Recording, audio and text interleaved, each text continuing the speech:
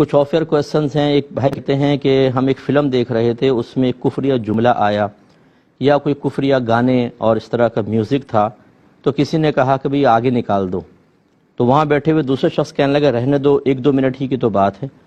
تو جس نے یہ کہا یہ کیا کفر پہ راضی ہوا اور اس پہ حکم سخت لگے گا کہ نہیں؟ دیکھیں، پہلی بات تو یہ کہ ایسی فلم، ایسا ڈرامہ، ایسی چیزیں دیکھنا کہ جب آپ کو پتہ ہے کہ اس میں اچانک کفریات آئیں گی اور بعضوں کو شعور حاصل ہوتا ہے، وہ تو چلیں شاید اس کو آگے نکال دیں، توبہ کر لیں، لیکن جن کو شعور ہی حاصل نہیں ہے اور وہ اس کو ہو سکتا ہے کہ صحیح سمجھ کر یا غلط نہ سمجھتے ہوئے خوشی کے ساتھ دیکھ لیں، سن لیں، تو ان پر تو حکم کفر مرتب ہو جائے گا. اور اسی طرح اولاد ہماری ہوتی ہے، بعض اوقات اس کو یہ اونچ نیچ نہیں پتہ ہوتی.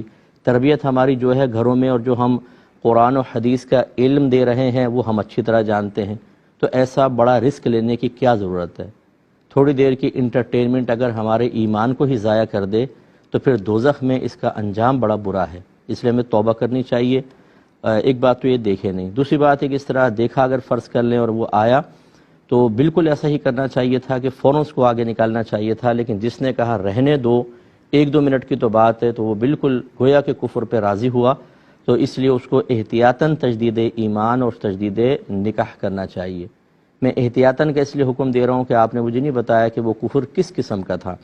اگر تو وہ کفر ایسا ہوتا کہ بالکل انسان کو دائرہ اسلام سے باہر نکال دیتا، مرتد کر دیتا، تو پھر تو احتیاطاً کا لفظ نہ ہوتا، پھر تو فرض ہوتا. لیکن چونکہ مجھے بھی نوعیت نہیں پتہ، تو اور عمومی طور پہ جو فلم ڈراموں وغیرہ کے اندر کفریات نظر آتے ہیں وہ ارتداد والے نہیں ہوتے، اس سے کم درجے کے ہوتے ہیں. تو احتیاطاً جتنے بھی بیٹھے تھے، آپ سمیت جس نے سائل نے سوال کیا ہے، سب کو چاہیے کہ احتیاطاً تجدید ایمان اور تجدید نکاح کریں.